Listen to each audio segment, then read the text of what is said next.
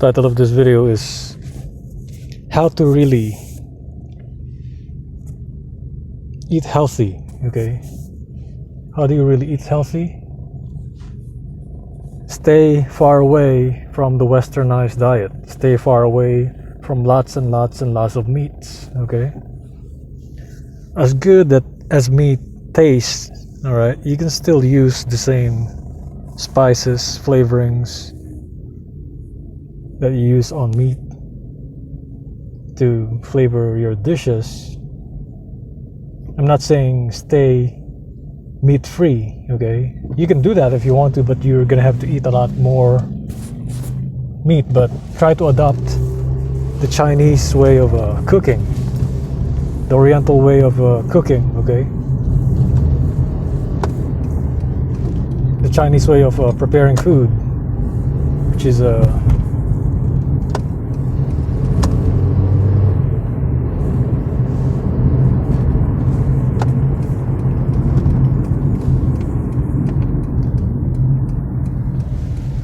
way you should eat on a daily basis should be, to always to have a balanced meal, okay? The highest portion of your meal should be from carbs, all right? Don't believe that fucking rice makes you fat kind of thing, because rice has fiber, and rice actually helps you lose weight, okay? I've been eating white rice this whole time. I've been eating white rice my whole life. Why am I not fat? Okay, why am I not fat?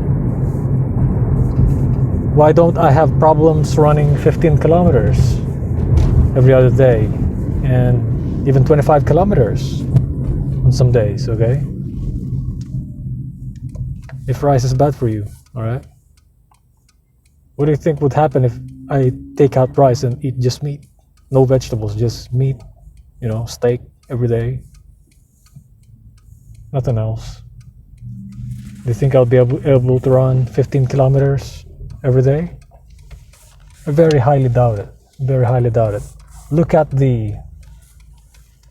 take a look at the diet of famous marathoners, okay? They come from Kenya, okay? Ethiopia and Kenya. What do they eat? Their staple dish is corn. Okay,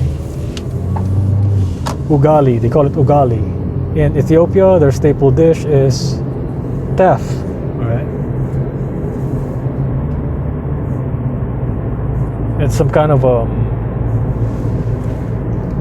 plant that they have turned into some kind of a flour. So they make this flour dough made out of teff, and teff is known for high iron. It's a high iron food.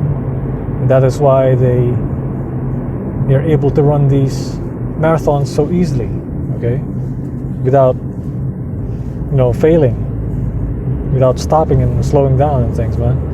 Because if you're running long runs, if you're doing long runs, you're damaging your red blood cells. You're especially if you're drinking tea, you are depleting a little bit of your red blood cells. You're diminishing their count, and the teff is a high iron vegetable that you can eat that will help keep your hematocrit level, which is your red blood cell level, up there, okay? So it's kind of like an EPO almost, natural for the body, all right? Way stronger than the beets that they sell out here. Because I know they're like, oh, beets, increase my VO2 max. Oh, make me run fast. It's fucking bullshit, man. There is some evidence, just a little bit of evidence, but it's not like EPO or anything like that. Cordyceps will be even better, for increasing VO2 max. It helps you breathe better. As soon as the effect of cordyceps is like this, I mean, at least to me, the moment you take one capsule with a strong enough dosage, drink water, and then immediately your nostrils, feel loose, and It's as if you can take in more oxygen. And that's exactly what you want when you run long runs, when you go on marathons, when you do these long distance runs. Because if you're on a high meat diet, you're eating, mostly high meat, you're not eating a balanced meal, then you are going to fail. Your health will fail. Okay? So my recommendation, just for healthy eating, like general health, whether you're an athlete or not, whether you're running, you're lifting weights, or you're doing whatever, lessen the amount of meat that you eat and add more carbs. Okay, carbohydrates from vegetables and a little bit of fruit. Okay.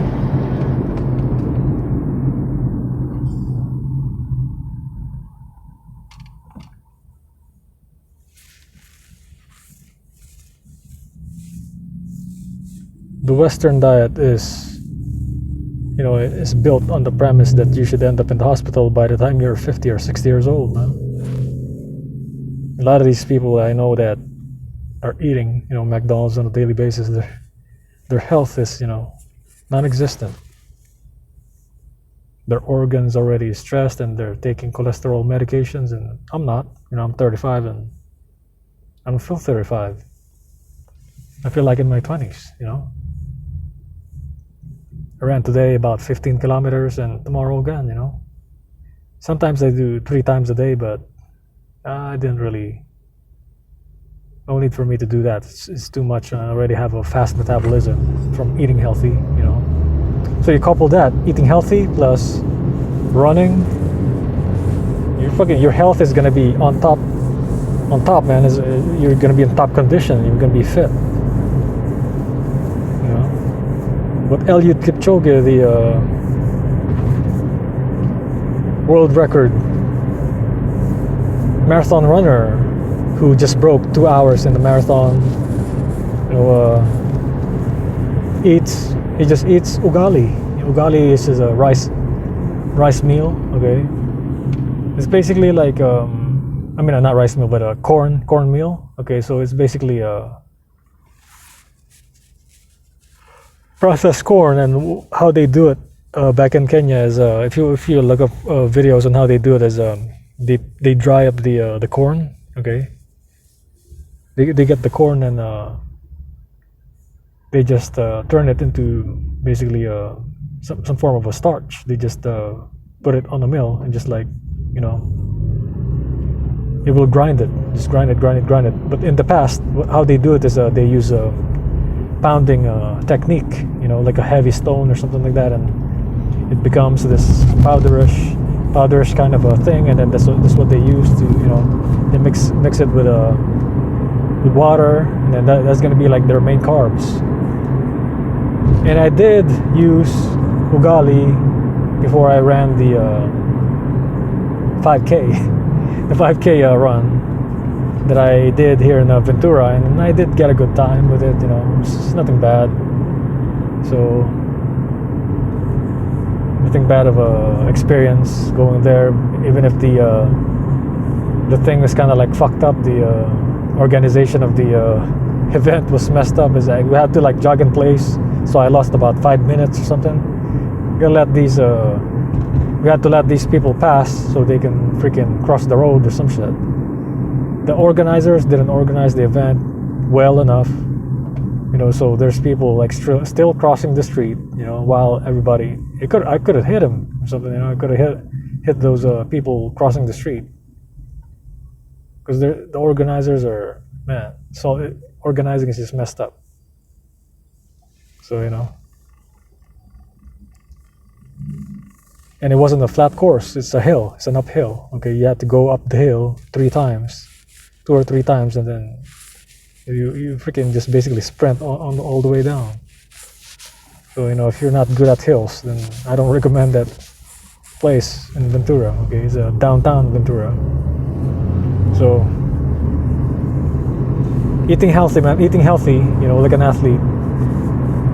Look at what Eliud Kipchoge eats on YouTube. Okay, It's like portions, okay? It's almost exactly like, the Chinese type of servings. A little bit of this, a little bit of that, and a little bit of that, and a little bit of that, okay? So what they had in a video that I saw was rice and beans, okay? Rice and beans. So if it's a Chinese portion, it'll be like a little bit of rice and a little bit of beans. They separate the rice from the beans.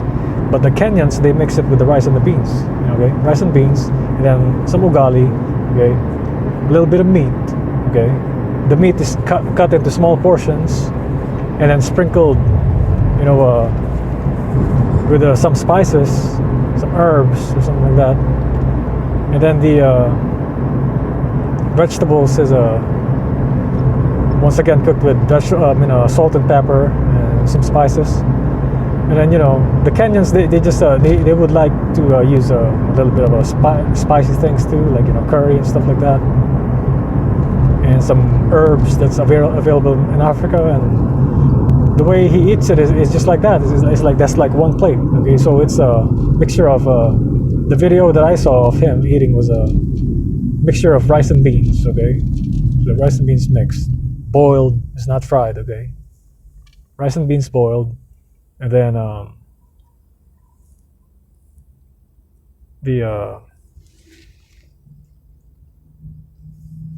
some greens or something, and then some a little bit of meat, some kind of beef or something. It's like sliced, like thin slices, kind of like sprinkled a little bit on the top, and then that's it. But a typical Chinese meal would be, like a generalized version of it. This would be like more on the rice, more on the carbs, and then, a little bit of herbs right here, a little bit of vegetables there, a little bit of a fruit there. Almost like, you notice how Japanese, Korean dishes, like real authentic Chinese, not the Chinese food that you see here, but the authentic fucking real Chinese food, okay, from China. It resembles more like a Okinawan dish. Okinawa is like mostly fish and like, a little bit of rice here, a little bit of vegetable there, and basically typically Asian dish. And it's centered around complex carbohydrates, centered around legumes, and and a lot of people are like, oh, I'm allergic to rice. Oh, they just want to eat their steak and they want to fucking get fat and shit, man. They wonder why they can't lose weight because they're eating meat all the time and shit. Meat is amino acid, man. Amino acid. The monomer of protein, animal protein, is amino acid. Okay. The monomer of carbohydrate is glucose. All right. Glucose is needed by all cells, virtually all cells, even your brain, your eyes, runs on glucose. It doesn't run on protein, man. Protein needs to get digested to turn it into glucose by your stomach, by your spleen, by your intestines, by your organs. It needs to get filtrated and stuff like that, by the kidney. So all these people like preaching, oh, keto diet, keto.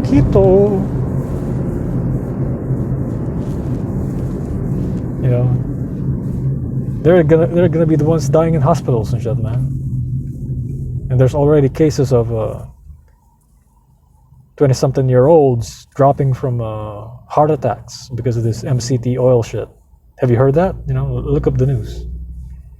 20-something-year-olds, like 25 and older, they've been drinking MCT oil, this coconut oil, sometimes with, or they're taking tablespoons of them several times per day, very high in saturated fat, which is the bad kind of fat.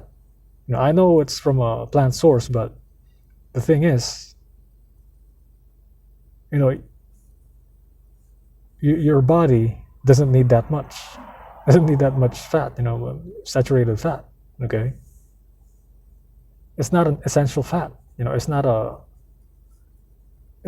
the omega-3, okay? It's not the beneficial fat. It's not the fat that your heart uses, your brain uses to function,